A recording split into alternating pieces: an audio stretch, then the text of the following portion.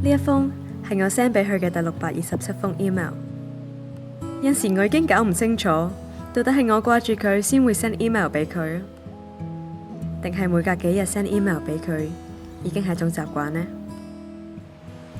唔得，我唔可以咁樣噶，我要出街。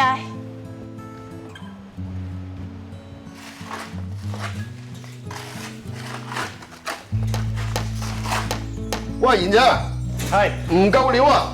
出去推啲英泥同磚入嚟啊！哦。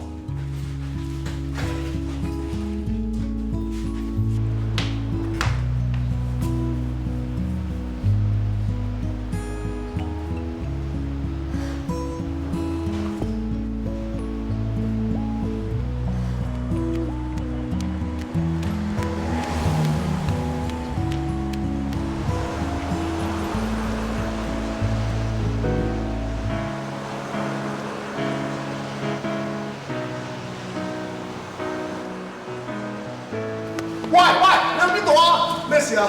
我點知佢追乜嘢啊？我知道，就算嗰個真係佢，就算俾我追到佢，其實我都唔知可以同佢講啲咩。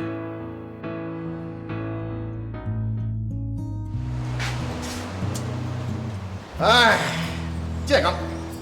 如果你唔係話呢度要做埲牆嘅話咧，點解要擺呢一大紮嘢喺度啊？嚇？你哋話係唔係啊？係唔係啊？都好係。係咯。對唔住。追乜嘢啊？追唔到咧。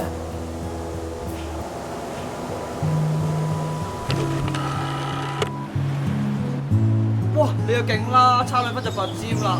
費事諗住做醫生律師先。幫你哋就好啦，人又靚，成績又好喎，都仲結婚咋？喂，你哋有冇見過阿賢啊？唉，佢等陣就會嚟㗎啦。喂，肚餓啦，你邊食邊講。喂，快啲啊！食飯食飯。仔，身份懸殊啊，冇可能㗎。兩個世界唔同嘅人，點可以喺埋一齊得㗎？你睇人哋嗰對波鞋啊！我就知你冇行啦。波鞋？你又知佢着咩波鞋？切！你估成日都係講追啊？喂，你喺邊度啊？咩事啊？我點知佢追乜嘢啊？咁點啊？咪一齊追佢睇下咯。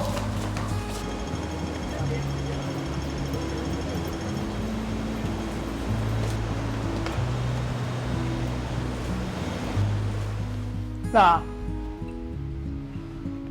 啊，你睇下，我陣間 send 你手機度啊。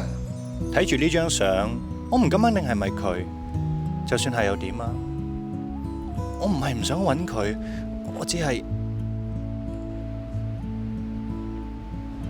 我覺得我今日好似特別掛住佢，好似覺得佢就喺我附近咁。我後來先知道，原來我哋曾經擦身而過。呢一次係我哋6年嚟最接近嘅一次。當我仲懷疑緊今日見到嗰個係咪佢嘅時候，我就收到佢 send 俾我嘅第628封 email。我應該點做？